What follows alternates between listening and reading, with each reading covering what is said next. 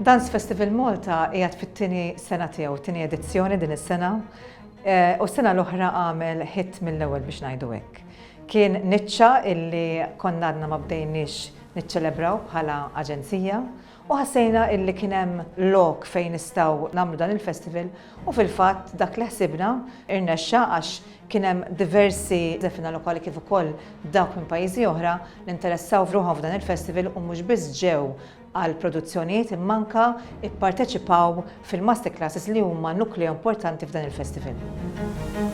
Dance Festival Malta jirritorna għat-tieni edizzjoni tiegħu b'4 ijiem mimlija b'kull stil ta' żfin. Maltarti jara t-tħejjijiet li qed isiru biex dan il-festival iżewwaq żeffiena lokali u internazzjonali biex joffru programm varjat u interessanti ferm.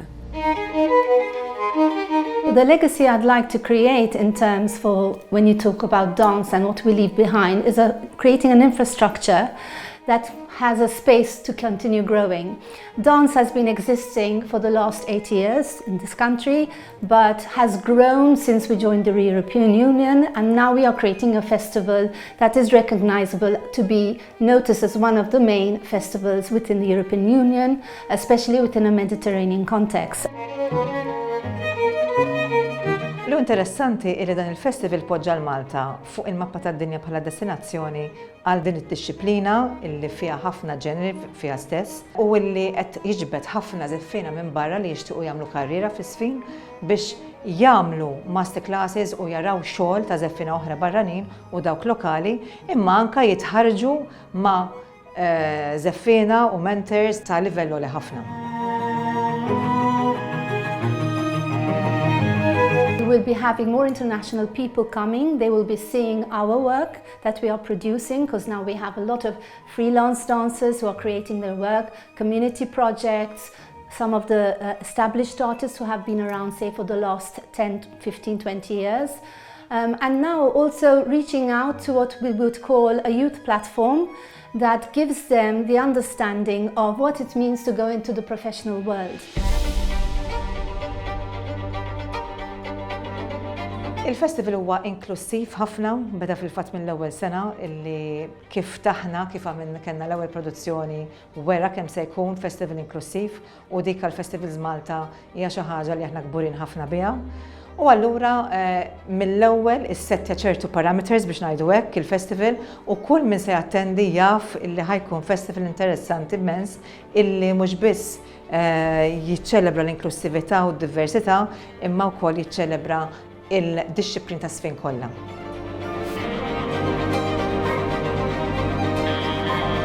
This year it is approaching more people who are from the theatre world, not necessarily in dance, but even actors who are prepared to move and musicians who are prepared to move, but more in the performing arts world. But the idea of getting the community of the performing arts, that's our focus this year.